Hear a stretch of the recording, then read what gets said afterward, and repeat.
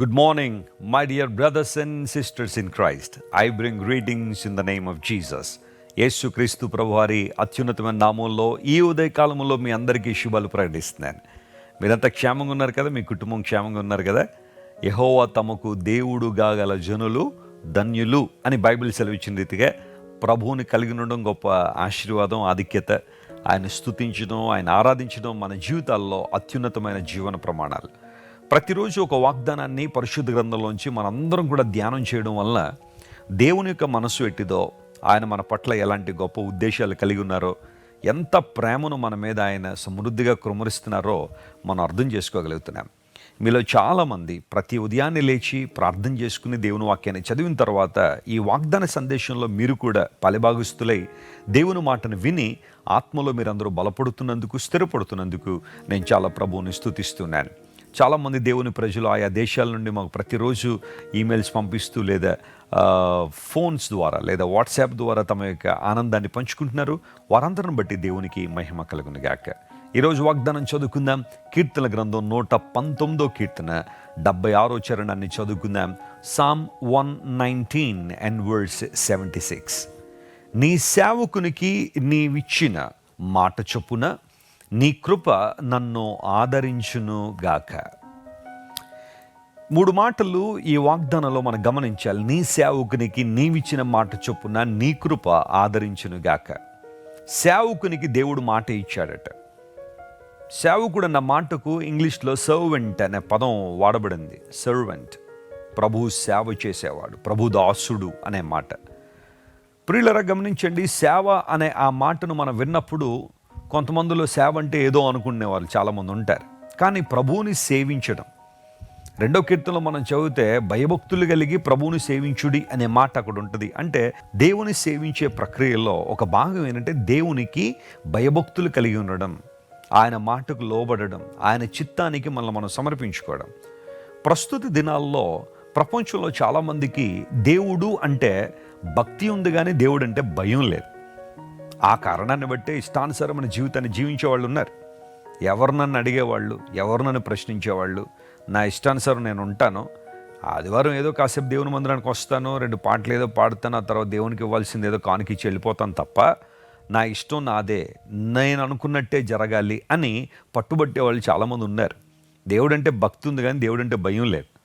భయం లేదు కాబట్టి ఇష్టానుసారం జీవించే వాళ్ళు చాలామంది ఉన్నారు. కానీ సేవకుడు అంటే, దేవుని సేవించువారంటే దేవుని యందు భయభక్తులు కలిగిన వారు, ఆయన చిత్తాన్ని గ్రహించి ఆయన మహిమార్థమే బ్రతకడానికి ఇష్టపడిన వాళ్ళు.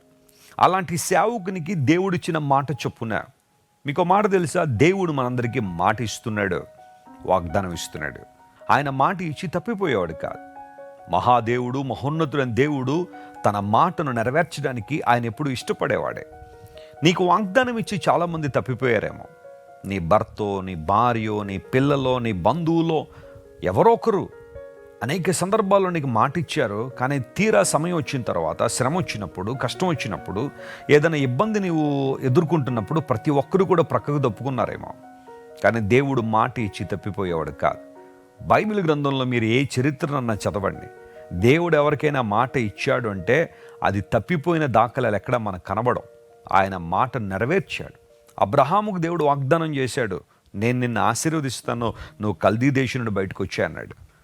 దేవుని లేఖనాలు పరిశీలన చేస్తే అబ్రహామును దేవుడు అన్ని విషయములలో ఆశీర్వదించాడని లేఖనాలు ధృవీకరించాయి. ఏ ఒక్క విషయాన్ని ప్రభువు వదిలిపెట్టలేదు. అన్ని విషయాల్లో అబ్రహాము దేవుడు ఆశీర్వదించాడు. ఈరోజు ఒకవేళ నీవు కూడా ఆశీర్వాదం కోసం ప్రార్థిస్తున్నావా? నీ కుటుంబం దీవెన చూడాలని కోరుతున్నావా? నీ బిడ్డలు ఎక్కడెక్కడికో వెళ్ళి చాలా ప్రయాసపడుతున్నారు, ఎంతో ప్రయాసతో జీవిస్తున్నారు.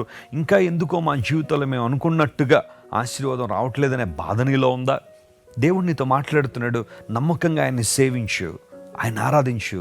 ఆయనకి మాట ఇస్తున్నాడు, ఖచ్చితంగా ఆ మాట నెరవేరుస్తాడు. నిత్య జీవము అనుగ్రహించును అనున్నదియే దేవుడు మనకిచ్చిన వాగ్దానం అని యోహాను భక్తుడు సెలవిచ్చాడు. దేవుడు మనకు నిత్య జీవాన్ని ఇస్తానని మాట ఇచ్చాడు. ఖచ్చితంగా ఆ మాట నెరవేర్చేవాడు ఆయన.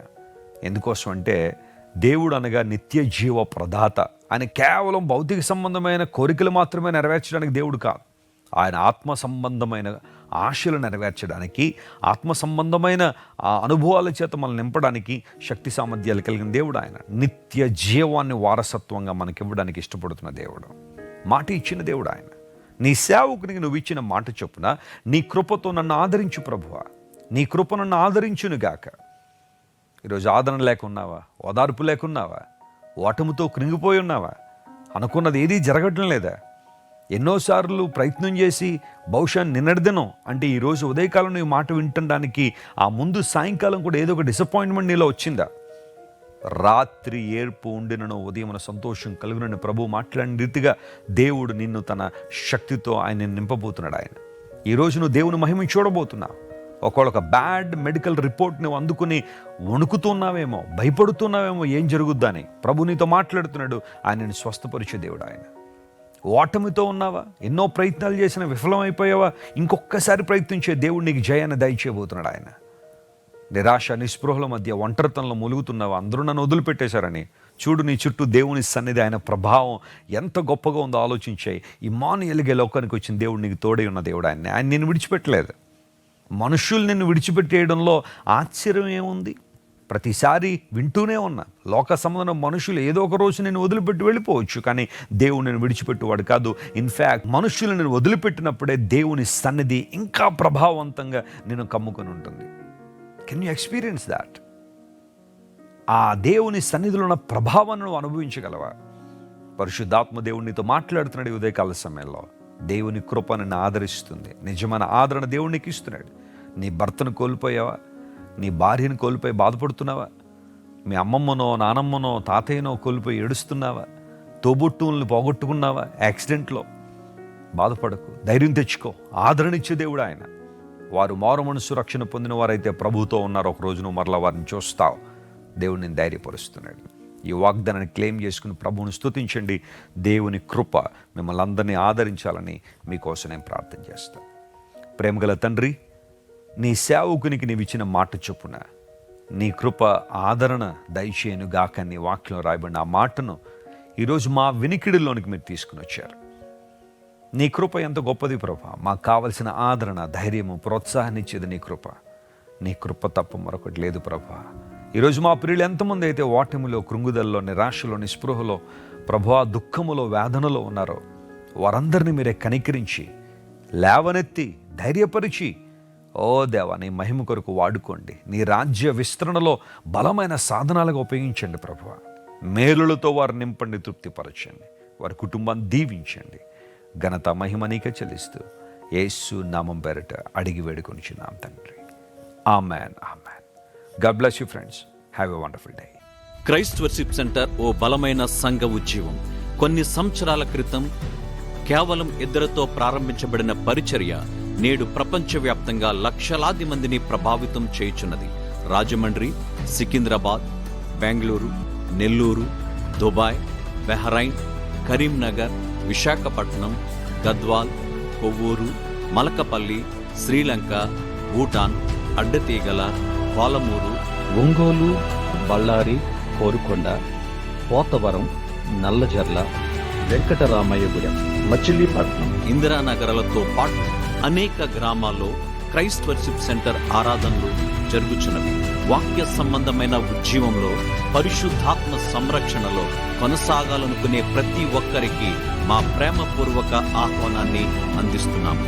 రండి, ఆత్మతో సత్యముతో ప్రభువైన యేసుక్రీస్తును ఆరాధిద్దాం.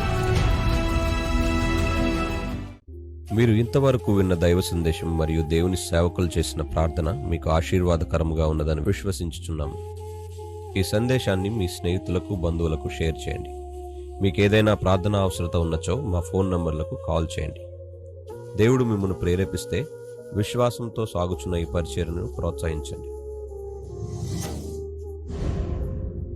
మరిన్ని వర్తమానాలు, పాటలు వినుటకు జాన్ వెస్లీ మినిస్ట్రీస్ అను మా యూట్యూబ్ ఛానల్ను సబ్స్క్రైబ్ చేసుకొనండి. ప్రభువైన యేసుక్రీస్తు కృప మీకు తోడైండును గాక.